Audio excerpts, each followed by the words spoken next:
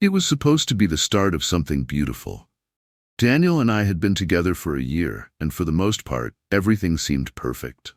We had a great connection, laughter, adventures, shared dreams. It felt like we were building something real. Or at least, that's how I saw it. Then, out of nowhere, Daniel dumped me. There were no signs, no warning. It came completely out of the blue. One minute, we were fine, planning for the future, and the next, he was telling me he didn't want to be with me anymore. He said it wasn't me, it was him. A line that never felt like anything more than an excuse. I was confused, devastated, and, honestly, a little bit angry. I couldn't understand what had happened. What had gone wrong? Had I missed something?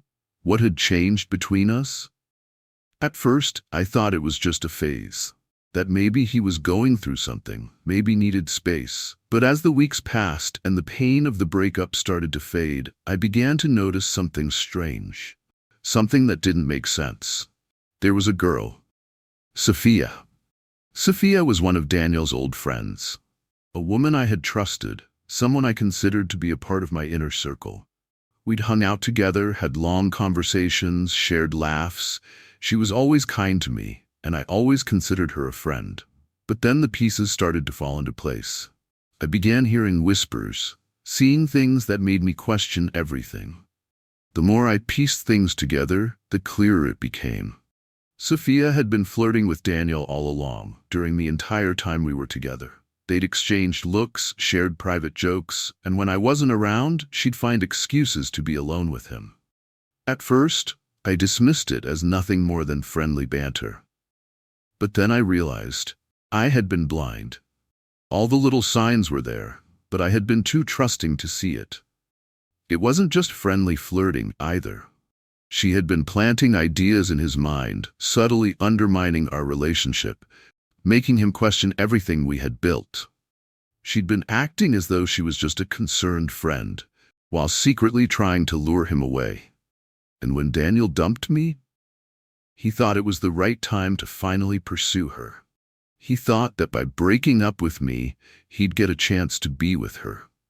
What he didn't know was that Sophia wasn't interested in anything serious. She was just looking for attention. She was playing him, leading him on for her own entertainment. She had manipulated him into believing she wanted him, but all she really wanted was to feel desired. She had no intention of actually being with him. It felt like a knife to the chest when I realized what had happened. Not only had Daniel betrayed me, but Sophia, someone I had trusted, someone who had acted like my friend, had been the one pulling the strings behind my back the entire time. It was like a double betrayal. She had pretended to be my ally, while secretly trying to take what was mine. The worst part was that she didn't even know I knew.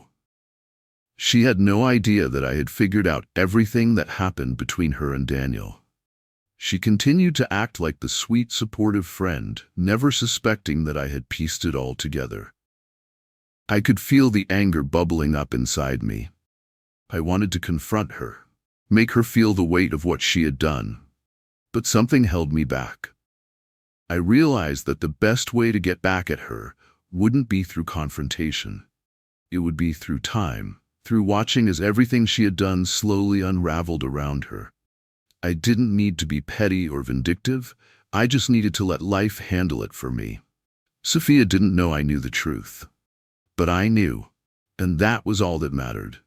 The days following the breakup were a blur. The pain felt like a physical ache in my chest, a constant reminder of what had been lost. I couldn't understand it. One minute, everything had been fine. The next, I was left picking up the pieces of a life that I thought was solid. I didn't know how to feel, what to think. I wanted to hate him for what he did, but I couldn't. At the same time, I felt anger bubbling inside me. Anger not just at Daniel, but at Sophia too.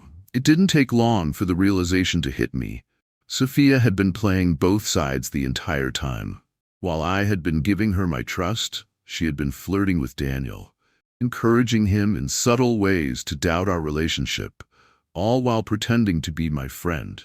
She wasn't just an innocent bystander. She had been actively involved in the destruction of what we had. And that hurt more than anything Daniel could have ever done. I tried to reach out to Daniel at first, hoping for some closure. I needed to understand why he had done this, why he had ended it with no warning, no explanation. But when I tried to speak to him, he just gave me the same empty responses. "I think it's just time," he said. "I need to figure things out." There was no real answer, no real closure.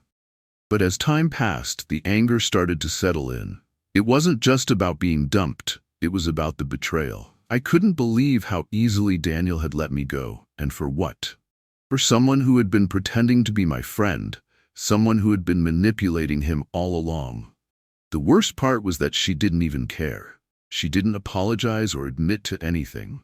Instead, she played the role of the innocent, clueless friend, as if she hadn't just helped tear my life apart. One evening, I found myself sitting alone, scrolling through social media, trying to distract myself from the pain. It was then that I saw it, an innocent enough post from Sophia. It was a picture of her and Daniel, standing side by side, smiling, looking like the perfect couple. My heart sank. The betrayal I had already felt was now made so real. She had what I wanted. And what made it worse was that she had it because she had manipulated both of us. I stared at the photo for a long time, feeling the rage and hurt build inside me. How could she do this? How could she play both sides like that, all while I had been nothing but nice to her? I had been there for her through everything, treating her like a true friend, and yet she had used that trust to destroy me. The anger inside me simmered for days. I wanted to confront her, wanted to make her feel the way I did, to expose the truth. But something held me back. I wasn't sure what I wanted out of a confrontation. Would it make me feel better? Would she even care? I doubted it. Sophia had always been good at playing the victim, pretending to be innocent, acting like she was just misunderstood. A confrontation might only make things worse. Instead, I focused on moving on. The more I thought about it, the more I realized that the best way to deal with this wasn't through anger or revenge. It was through letting it go. I couldn't control what had happened, but I could control how I reacted. I wasn't going to let Sophia's games dictate my life. If she thought she had won, she was wrong. In the end, she had just proven who she really was, someone unworthy of my trust. Someone who was too insecure to appreciate what she had and too manipulative to see the damage she caused. I started making changes in my life. I distanced myself from people who reminded me of what had happened. I focused on my career, on building something for myself that didn't depend on anyone else's approval or affection. I started going to the gym more, spending time doing things that made me feel good about myself. Slowly, the anger faded, replaced by something more empowering, self-respect. But even with all the progress I was making, I knew one thing for sure. Sophia wasn't going to get away with this. I didn't need to do anything dramatic to make her feel the weight of her actions. The best revenge wasn't in confrontation. It was in living well, in making sure she saw that I was better off without her. And in time, she would see it. It was only a matter of time. As weeks turned into months, I continued to focus on myself. I kept pushing forward, doing everything I could to rebuild my life, to let go of the pain, and to find a way to move past everything. But life, as always, had a way of throwing unexpected curveballs. One afternoon, I bumped into Sophia at a mutual friend's gathering. She was there, of course, pretending like nothing had ever happened. She saw me from across the room, and I could tell the guilt immediately hit her when our eyes locked. It was subtle, but I could see it. The brief hesitation in her smile, the way she quickly looked away, trying to act like everything was fine. But I knew better. For a moment, I considered walking away, pretending I hadn't seen her, just to avoid the awkwardness. But something in me wanted to confront her, to let her know that I knew. I hadn't spoken to her since the breakup, and I had done my best to block her out of my life. But seeing her standing there, acting like she hadn't just destroyed everything, made the anger flare up again. I had been patient for so long, but now, seeing her again after all the damage she caused, I felt like I was finally ready to take action. I walked up to her slowly, making sure she knew I was there. She saw me approaching and stiffened, a quick flicker of recognition passing over her face. "Hey," I said, my voice calm but firm. "It's been a while." She forced a smile. "Yeah, it has. How have you been?" Her voice sounded so rehearsed, as if we were still pretending to be friends, as if nothing had changed. I didn't waste any time. "You know, I've been better. Honestly, I've been doing great, focusing on myself, on what matters. But I couldn't help but notice your post the other day. You and Daniel look really happy." Her face froze, and for a split second I saw her mask crack. She looked around nervously, clearly unsure of how to respond. I could tell she was trying to think of the right words, trying to play the role of the innocent friend, but I wasn't buying it anymore. "You know, Sophia," I continued, my voice low but steady, "I've been thinking a lot about everything that happened, about how you and Daniel were so close and how you were always there for me, pretending to be my friend, while you were secretly flirting with him behind my back. It really makes me question everything I thought I knew about you." Sophia shifted uncomfortably, her smile now completely gone. I could see the defensive walls going up in her mind, but I didn't care anymore. She had taken so much from me, and now it was my turn to make her feel what I had felt. "I don't know what you're talking about," she stammered. "We were just friends. I never did anything wrong." I almost laughed. The audacity. "You think I don't know what you've been doing? You think I don't know you've been flirting with him the whole time, planting ideas in his head, making him question what we had? I'm not blind, Sophia. I see through the act." Her eyes widened slightly, and she took a step back, glancing around nervously. But she couldn't hide the guilt anymore. It was written all over her face. She knew I knew. She knew I had figured it all out. "Look, I'm sorry," she muttered, though it didn't sound sincere. "I didn't mean for it to happen like that. It was never supposed to go that far." "Save it," I said, cutting her off. "I don't need your apologies. What I need is for you to understand that you've lost my respect. You're not the victim here, and you're definitely not my friend. You've done enough damage already." I paused, taking a deep breath, trying to calm the rush of emotions flooding through me. "I don't want anything from you. Just stay out of my life from now on." She stood there, silent, unable to come up with anything to say. And for a moment, I almost felt sorry for her.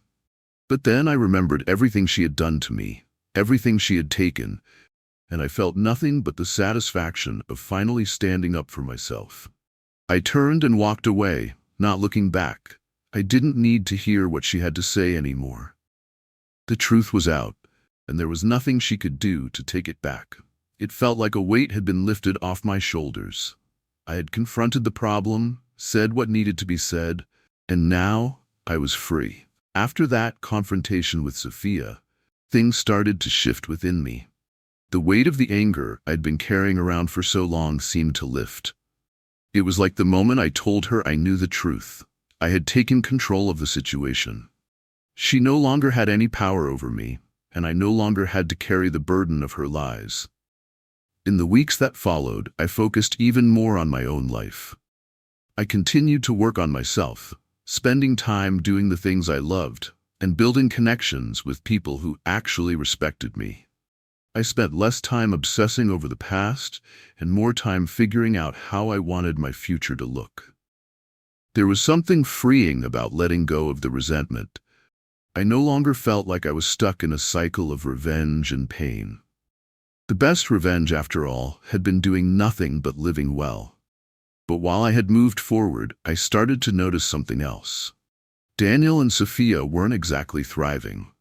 Their relationship, which I had once feared would somehow replace what I had with Daniel, wasn't as perfect as they had hoped. I heard through mutual friends that the chemistry they once had was fading fast. The relationship was rocky, full of the same drama and insecurities that had been present when I was in the picture.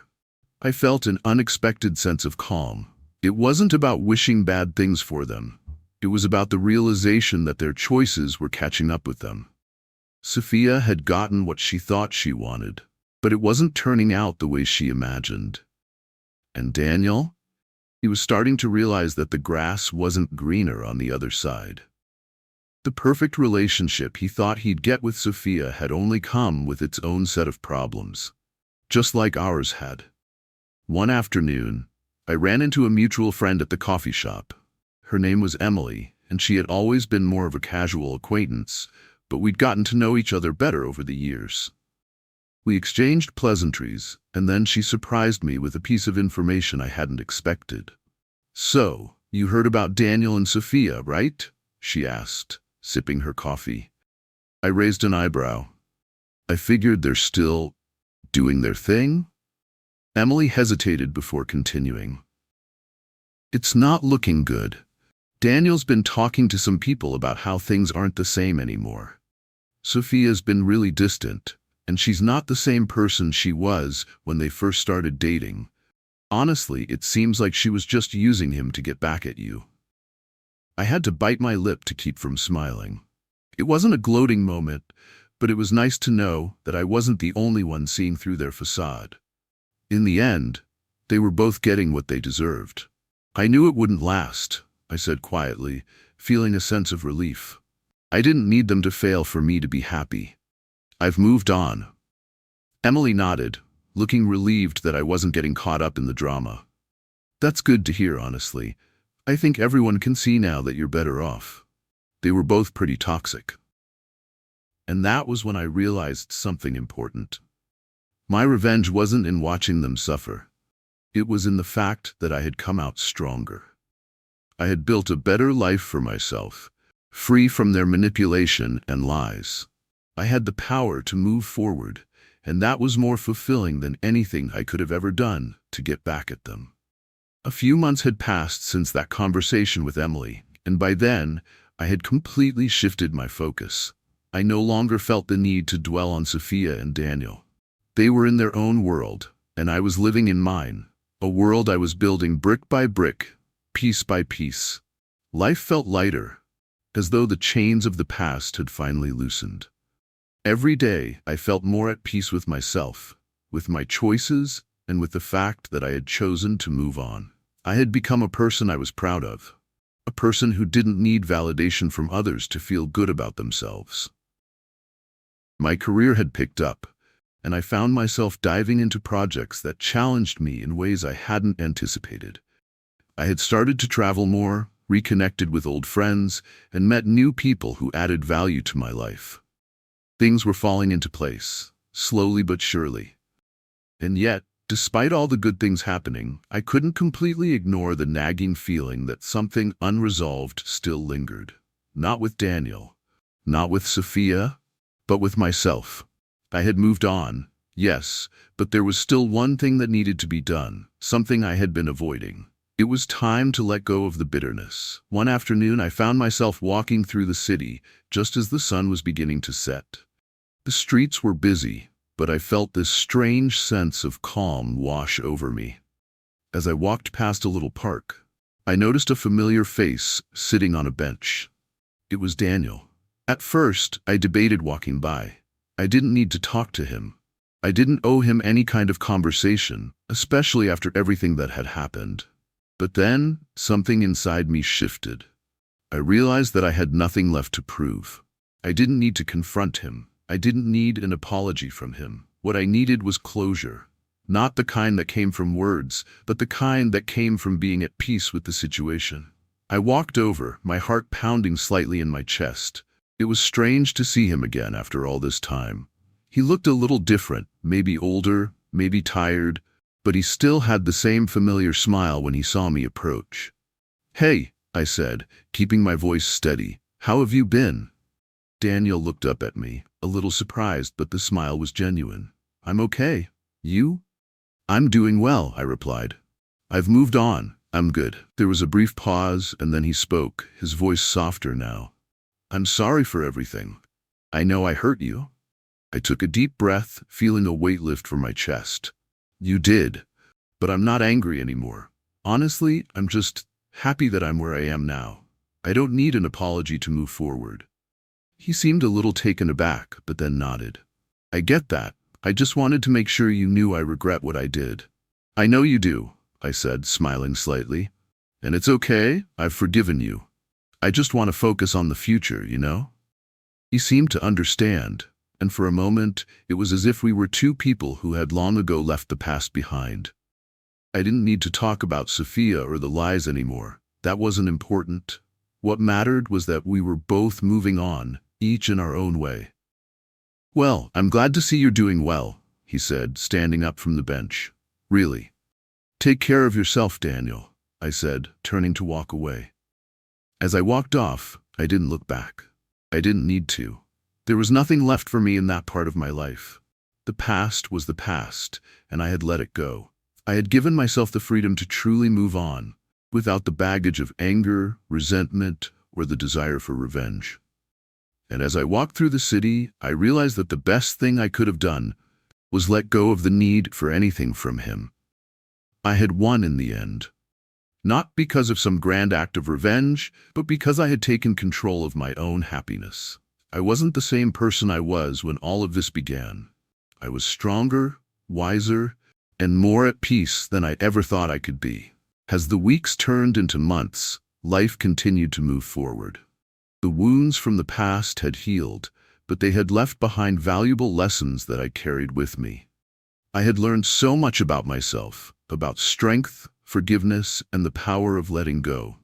Each day I felt more confident in who I had become, more at peace with the choices I had made, and more aware of the path I was carving for my future. Daniel and Sophia faded into the background of my life. They no longer held the power to dictate my emotions. I realized that the anger and bitterness I had once felt toward them was a reflection of my own insecurities, my own hurt. But now, I had outgrown that. I had stopped looking to them for closure, and I had stopped waiting for them to fix things. What mattered was my own growth. One evening, I was sitting on my balcony, the soft breeze brushing against my face, when I received a text. It was from an old friend, Emily, the one who had been the first to let me know about the cracks in Daniel and Sophia's relationship. She had always been supportive, even from the sidelines, and I appreciated her for that. I heard from some mutual friends, she texted. Daniel and Sophia, it's over. Apparently, he's been talking to people about how things fell apart. He's a mess. I couldn't help but smile. It wasn't about gloating. It wasn't about watching them fail. It was just satisfaction. Satisfaction that they were now facing the consequences of their actions, and satisfaction that I was no longer caught up in their drama. I typed a quick response. I'm doing great, honestly. Thank you for keeping me in the loop, but I'm not focused on them anymore. Emily's response came a few moments later. I'm so glad to hear that. You've come such a long way. I sat back, letting her words sink in. I had come a long way. I wasn't the same person I was when everything first fell apart. I had learned to let go of the past, to stop holding on to things that only dragged me down. I had found my strength in moving on, and that was the most powerful thing I could have done. As the days went by, I continued to build a life that felt authentic to me. I reconnected with my passions, found new hobbies, and surrounded myself with people who truly cared about me. I wasn't looking for validation anymore. I wasn't seeking anyone's approval. I had learned to be content with who I was, and that was enough. One night, I met up with a group of friends for drinks. We were laughing, sharing stories, and celebrating life. It was a moment of pure happiness, one that I had missed out on for so long, lost in the drama of the past. And in that moment, I realized just how far I had come. I was surrounded by people who had my back, people who supported me and valued me for who I was. I didn't need anything more. Sophia and Daniel had been part of my life, but they were no longer my story. They were just characters in a chapter that had long since ended, and I had finally closed that chapter. The pages were blank, the ink was dry, and the story was mine to write now. I had learned to forgive, but more importantly, I had learned to forgive myself. I had let go of the need for revenge, the need to prove anything to anyone. I was living my life on my own terms, and that was the most freeing feeling I could ever experience. As I walked home that night, I looked up at the stars above, feeling a sense of peace that had once felt so unattainable. The future was wide open, and for the first time in a long time, I was excited to see where it would take me. The past was the past, and I had moved on. I was no longer weighed down by old wounds or unresolved anger. I had let go of everything that no longer served me, and in doing so, I had found freedom. I'll see you in the next story.